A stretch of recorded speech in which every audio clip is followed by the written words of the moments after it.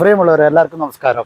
Mirza Afsal Yunus Zakaria, KMCT medical college Manassery കേട്ടോ.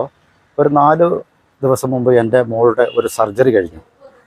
അപ്പോൾ ഈ സർജറി സമയത്ത് ഒരു 4-5 മണിക്കൂർ ഈ ഓപ്പറേഷൻ തിയേറ്ററിൻ്റെ ഫ്രണ്ടിൽ ചെയറിൽ ഒക്കെ ആയിട്ട് നമ്മളിങ്ങനെ ഉണ്ടായിരുന്നു. അപ്പോൾ ഞാനൊരു കാര്യം നോട്ട് ചെയ്യുന്നുണ്ടായിരുന്നു. അതിൻ്റെ കുറച്ച് വിഷ്വൽസ് ഒരു യൂട്യൂബർ ആയതുകൊണ്ട് ഞാൻ എടുത്തു വെക്കുകയും ചെയ്തിട്ടുണ്ടായിരുന്നു. അതായത് ഒരു സെക്യൂരിറ്റി ലേഡി അവർ ഓപ്പറേഷൻ തിയേറ്ററിൻ്റെ മുന്നിലാണ്. അപ്പോൾ അകത്ത് നിന്ന് ഡോക്ടർ പേഷ്യൻറ്റിൻ്റെ മരുന്നിൻ്റെ സ്ലിപ്പ് കൊടുക്കും. അപ്പോൾ ഇവരെടുത്ത് കൊടുത്തിട്ട് ഇവരിത് പേര് വിളിക്കും. രോഗിൻ്റെ കൂടെ 2 പേർക്ക് അവിടെ നിൽക്കാൻ പാടുള്ളൂ. പക്ഷേ ഈ ഓപ്പറേഷൻ സമയത്ത് നിരവധി പേര് വരും, 4-5 പേരും. അപ്പോൾ അവരങ്ങനെ അവിടെ ഇവിടെയൊക്കെ ഇങ്ങനെ കൂട്ടം കൂടി നിൽക്കും. ഈ സെക്യൂരിറ്റിൻ്റെ അടുത്ത് ഒരു പേര് വന്ന് പറഞ്ഞു, ഇങ്ങനെ വിളിക്കുന്നത്. പക്ഷെ അവരങ്ങോട്ടും ഇങ്ങോട്ടും നോക്കിയിട്ട് കാണുന്നില്ല.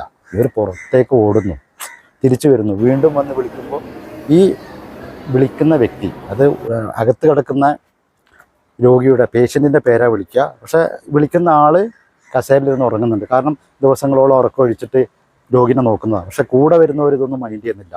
ഇവർ സെക്യൂരിറ്റികൾ എത്ര പുറത്തേക്ക് നിൽക്കുന്ന കേൾക്കില്ല. അവരുടെ മാനസികാവസ്ഥ അതായിരിക്കും. അതുപോലെ ഒരു പേപ്പറായിട്ട് ഒരാണും ഒരു പെണ്ണും വരിക, വന്നിട്ട് ഈ പേപ്പർ അവർക്ക് കൊടുക്കുക. അപ്പോൾ പേപ്പർ ഇങ്ങനെ നോക്കിയിട്ട് അവർ ഫോൺ എടുക്കുന്നു. ഇവർ വന്ന ഡിപ്പാർട്ട്മെൻറ്റ് ഇതല്ല, അല്ലെങ്കിൽ ഈ ഏരിയ അല്ല. പിന്നെ വിളിക്കുന്നു, അങ്ങോട്ട് കണക്ട് ചെയ്യുന്നു, അവിടെ പറഞ്ഞയക്കുന്നു. അങ്ങനെ നിരവധി കാര്യങ്ങൾ ചെയ്യാം.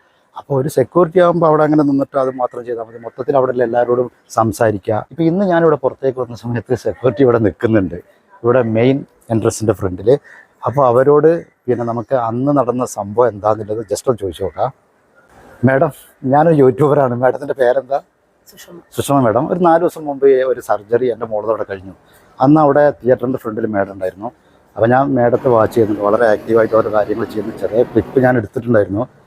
അപ്പോൾ ഇന്നിപ്പോൾ വന്നപ്പോൾ കണ്ടു, അന്നൊരു പേപ്പർ ഒരു 2 പേര് മാഡത്തിൻ്റെ അടുത്ത് കൊണ്ടുവന്നു തന്നു. ഒരു ഷീറ്റ്, ഒരു ലേഡി. എന്നിട്ട് അതിങ്ങനെ വായിച്ച് നോക്കിയിട്ട് മാഡം ഫോൺ എടുക്കുന്നത്, കണക്ട് ചെയ്യുന്നത്, അങ്ങോട്ട് പറഞ്ഞയക്കുന്നത്. അവരത്ര.